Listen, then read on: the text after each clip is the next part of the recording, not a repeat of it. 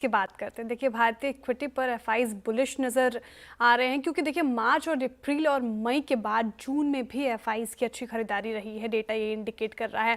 Financial services, chemicals, oil and gas जैसे space में FIIs का निवेश बढ़ा है, जबकि आप बात करें एफएमसीजी स्पेस, पार जैसे सेक्टर्स से उन्होंने पैसा निकाला है। पूरी डिटेल्स और बेहतर तरीके से समझते हैं मिताली से। बताइए मिताली, क्या कह रहे हैं डेटास?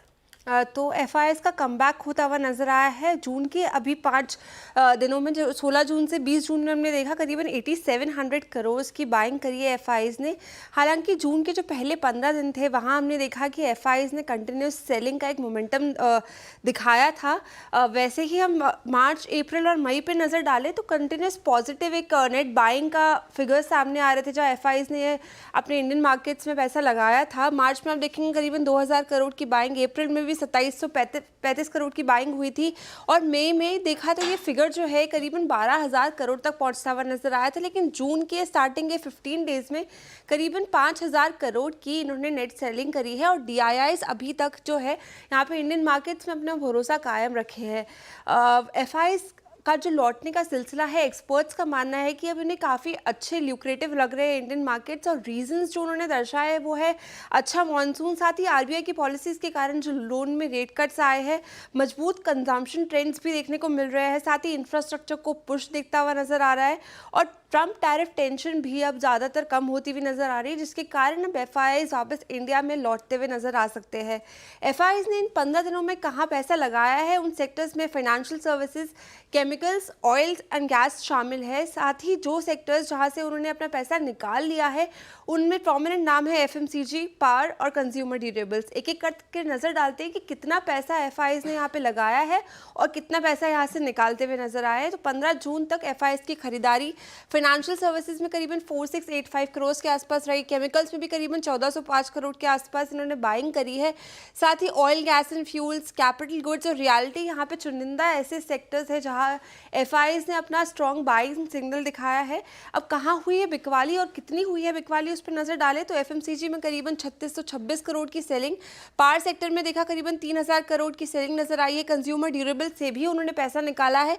साथ ही आईटी और कंज्यूमर सर्विसेज भी कुछ सेक्टर्स है जहां से एफआईआईज ने अपनी जो सेलिंग मोमेंटम था वो बरकरार रखा है। तो ये थी एफआईआईज की 1 to 15 जून की बाइंग और सेलिंग स्प्री की एक छोटी सी रिपोर्ट। बहुत शुक्रिया आपका इस पूरी बातचीत के लिए। तो बाइंग के क्रम में प्लीज़ वो बाइंग वाले सेक्टर रखिएगा जहाँ पे फाइनेंशियल्स लीड करते हुए एफआईआईज की जो भी अगर आप देखें बाइंग पैटर्न रहा उसमें। और हमने ये भी देखा कि इस पूरे आई थिंक सीरीज़ में इम्पैक्ट पॉलिसी का बहुत स्ट्रॉन्ग पड़ा। 6 जून को जो पॉलिसी थी फाइनेंशियल्स में दोनों आर्म्स आप देखें, लैंडिंग नॉन लैंडिंग आर्म जो थीम है उसने अच्छा किया। Led by chemicals, oil and gas में अच्छा मूव था, और कैपिटल गुड्स में अच्छा मूव था रियलिटी में। लेकिन केमिकल्स को बात कर लेते हैं। शरद जी, केमिकल्स में अगर आपको एक यहाँ एक सीक्वेंस बनानी हो, अगर आपका एक पिकिंग ऑर्डर अगर ड्रॉ करना हो, एसआरएफ लीड देता हुआ, यूपीएल एक अच्छे पुल बैक मोड में, टाटा केमिकल का मूव अब तक सक्सीड नहीं हो पाया, आपका पिकिंग ऑर्डर क्या है? और टॉप 2 आपकी प्रायोरिटी मतलब जो टॉप पिक्स होंगी इस स्पेस में वो क्या होंगी? देखिए, जैसा आपने यूपीएल के लिए बोला, मुझे लगता है मैं बहुत बुलिश रहा हूँ काफ़ी समय से उसके ऊपर। तो मुझे लगता है फाइनली शायद ये क्वार्टर के नंबर्स देख के रिवर्सल जो हम उम्मीद कर रहे थे पिछले 6, 8, 9 महीनों से, वो फाइनली प्ले आउट कर रहा है। और जैसे-जैसे ये एग्रीकेम का रिवर्सल प्ले आउट करता है, मुझे लगता है यूपीएल एक बहुत स्ट्रॉन्ग री-रेटिंग कैंडिडेट हो सकता है। तो पहली चॉइस तो मेरी यूपीएल रहेगी, साइज़ एडवांटेज है, ग्लोबल एक्सपोज़र है।